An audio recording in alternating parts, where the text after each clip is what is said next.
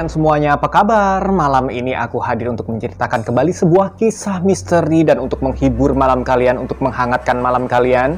Barangkali kalian hobi banget dengerin cerita-cerita misteri yang serem-serem dan ngeri-ngeri sedep untuk teman tidur kalian, supaya kalian mimpi indah malam ini. Dan cerita kali ini cerita yang datang dari seorang teman saya, dan sebenarnya cerita ini saya sudah mendapatkannya cukup lama, tahun kurang lebih 2011. Dan cerita ini mengisahkan saat temen aku ini yang seumuran sama aku ya, dia waktu itu duduk di bangku SMP, jadi mungkin sekitar tahun 98-an gitu ya.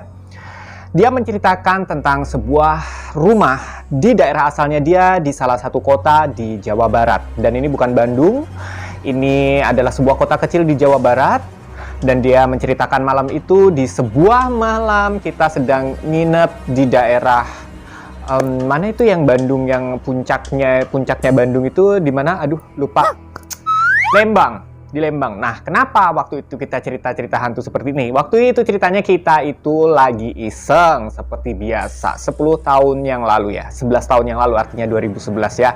Kita lagi iseng, kita lagi mengerjakan sebuah project bersama, dan kita pada suatu malam kita susah tidur, dan itu adalah malam-malam jelang akhir project ini akan berakhir. Jadi kita kayaknya perlu untuk mengerjakan sesuatu yang seru-seru untuk refresh, tapi entah kenapa kita memilih untuk menceritakan hal-hal seram, pengalaman seram masing-masing. Dan aku juga menceritakan pengalamanku, dia juga menceritakan pengalamannya dia. Ini ada banyak gitu ya, kita ngumpul ya. Nah, salah seorang teman ini dia bercerita bahwa di sebuah kota, di mana itu adalah kota tempat asalnya dia di Jawa Barat, itu ada sebuah rumah yang sangat-sangat mewah, tetapi sangat disayangkan, sangat-sangat angker. Dan itu menyebabkan banyak sekali orang-orang yang mengerti sejarah dari rumah tersebut enggan untuk melewati rumah itu, walaupun siang hari ya guys. Nggak cuma malam hari, siang aja orang-orang itu kayak enggan gitu loh lewat depan rumah mewah ini. Nah, seperti apa sebenarnya sejarahnya? Dan sekarang aku sedikit menggambarkan ya. Rumahnya itu rumah mewah. Rumah bangunan tahun 90-an, mewahnya tahun 90-an. Itu kayak ya, kalian bisa bayangkan sendiri ya. Jadi kalau film-film tahun 90-an yang rumah mewahnya itu kayak gitu. Dan dia itu memiliki halaman yang cukup luas, sangat luas. Jadi halaman depannya luas, sampingnya luas, belakangnya luas. Karena emang rumah orang kaya banget. Seringkali ada penampakan-penampakan katanya di situ. Kenapa orang sampai enggan lewat situ? Bahkan siang hari pun penampakan itu sering ada di sebuah jendela yang ada di balkon.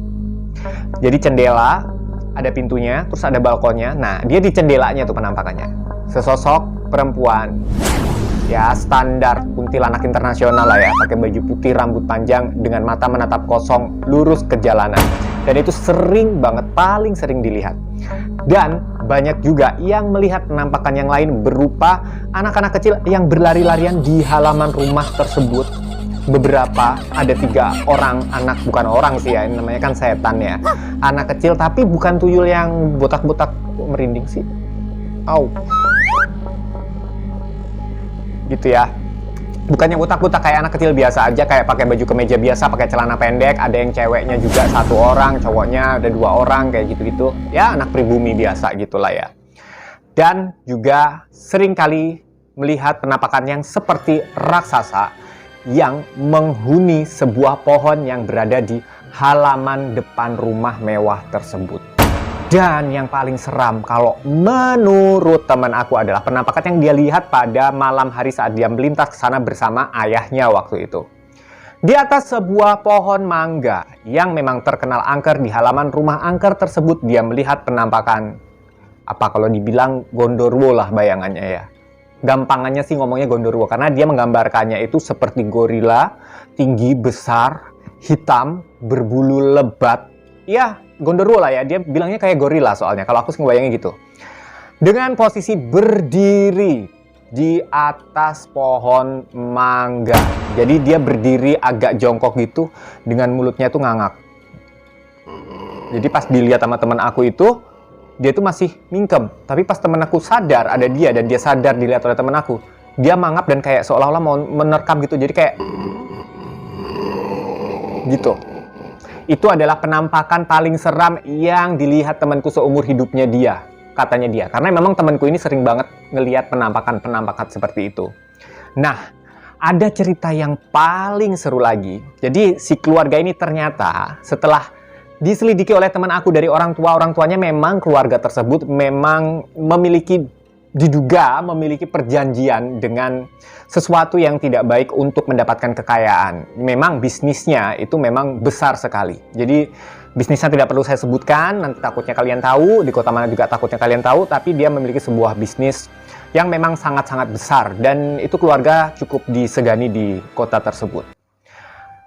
Kejadian-kejadian janggal itu sering kali aneh. Jadi sering kali terjadi ya, kejadian aneh dan janggal itu sering kali terjadi seputar bisnisnya kakeknya dulu. Jadi ini udah turun-temurun memang udah kaya gitu loh. Jadi perjanjiannya udah dari kakek buyut, nenek buyut, kakeknya dia sampai orang tuanya si ini.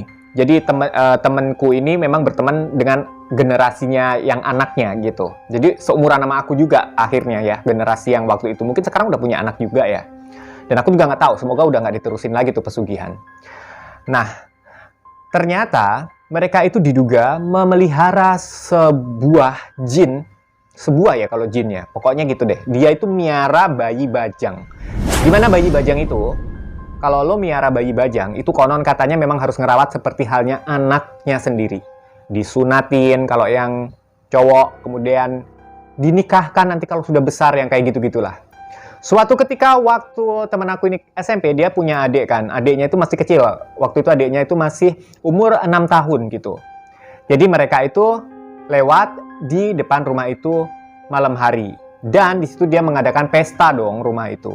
Memang di depan halamannya kan luas. Nah, di seberang jalannya itu tanahnya dia juga luas kayak lapangan gitu yang nggak ditanemin apa-apa. Jadi kayak lapangan yang kalau siang dipakai sama anak-anak main sepak bola kayak gitu kalau sore ya. Lewat situ dan di situ dia tuh menggelar pesta rakyat gitulah ya, kayak dia itu manggil kayak semacam pasar malam gitu dan itu rame banget dan entah kenapa tiba-tiba adiknya temen aku itu minta berhenti karena memang ya namanya anak kecil umur 6 tahun lihat pasar malam pasti minta berhenti. Dia berhenti di situ. Akhirnya mereka masuk, temen aku asli ini gue merinding terus. Nah, ini kenapa aku filmingnya ini malam ya. Kenapa aku berani? Tadinya aku nggak berani. Aku inget tiba-tiba cerita ini, kemudian aku pengen filming. Kenapa aku berani? Karena memang kebetulan di rumah tetanggaku lagi ada kebaktian, jadi rada ada sayup-sayup terdengar lagu-lagu rohani, jadi makanya aku berani gitu. Jadi kita balik lagi ke ceritanya ya. Adanya temen aku setelah masuk ke kayak yang pestanya itu yang kayak pasar malamnya itu, di situ memang ada kayak dangdutan, kemudian ada mainan anak-anak kayak gitu tuh. Dia itu tiba-tiba suatu waktu itu tuh dia tiba-tiba menangis dan langsung minta pulang. Temanku heran, sama bapaknya juga heran. Kenapa? Tadi kan kamu yang minta ke sini, tapi kenapa tiba-tiba kamu minta pulang? Pokoknya dia minta pulang, nggak bisa diajak ngobrol, nggak bisa ditanya itu adiknya. Sampailah di rumah, dia itu panas, demam. Akhirnya dibawa ke dokter, nggak sembuh juga sampai 2 hari. Akhirnya dipanggilkan ustadz karena memang nyaris step gitu kan. Atau mungkin kenapa-napa nih. Mereka baru ingat nih keluarga temen aku dan bapaknya ini. Kayaknya itu kan memang hajatan punyanya si keluarga A ini ya. Jangan-jangan itu hajatan apa-apa atau apa gitu kan. Dipanggillah seorang ustadz untuk mendoakan adiknya teman aku yang umurnya 6 tahun ini. Dan ternyata benar, setelah dia diberikan air doa, alhamdulillahnya panasnya berangsur-angsur turun, dan setelah turun dia baru bisa bercerita bahwasanya di dalam acara yang konon katanya itu syukuran karena mereka habis menang tender dan segala macam, itu ternyata bukan acara syukuran, tetapi adalah acara sunatan anaknya yang berbentuk jin, yaitu bayi bajang itu. Dan kenapa adiknya teman aku itu nangis? Ternyata dia selama di pasar malam itu dia tadinya ngelihat ya orang-orang biasa aja. Ternyata pas begitu di dalam, di tengah acara, ini merinding terus loh. Di tengah-tengah lapangan tuh tiba-tiba dia menyadari bahwa yang ada di sana tidak semua manusia. Campur aduk. Jadi itu pesta bercampur antara manusia dan hantu. Dia di sana melihat banyak sekali sosok pocong yang ukurannya itu besar-besar, tinggi-tinggi, nggak kayak yang di TV, tapi dia tuh tingginya itu sampai yang kayak 3 meter gitu. Pokoknya tinggi banget adiknya kalau ngomong.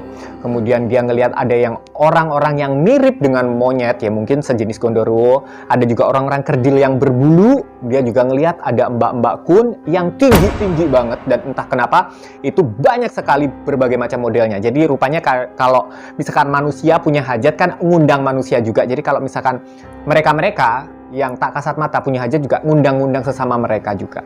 Kayak gitu. Jadi setelah diberikan air doa, dia turun demamnya, dia baru bisa bercerita. Dan sejak saat itu, apapun acara yang digelar oleh keluarga tersebut, dan biasanya digelar di halaman luas di depan, di seberang jalan rumahnya dia, orang-orang tuh enggan mau datang, walaupun masih ada juga yang mau datang karena biasanya mereka ngadain door prize dan segala macam, dan door prize-nya tuh yang kayak kulkas, motor, kayak gitu-gitu.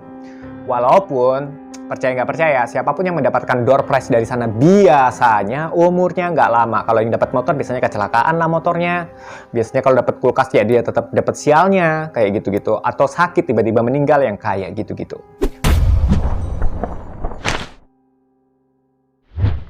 Nah, gimana guys cerita aku untuk malam hari ini? Ini adalah kisah nyata yang memang dengan sangat terpaksa saya harus menyamarkan nama dari teman saya narasumber ini, karena aku tadi juga udah minta izin boleh, tapi disamarkan, dan nama kotanya juga nggak boleh disebutkan karena ini cukup terkenal katanya di sana. Thank you banget udah mau menyimak video ini sampai habis, dan salam semakin viral. Sampai ketemu di konten berikutnya. Assalamualaikum warahmatullahi wabarakatuh. Hati-hati kunci pintu, kunci jendela.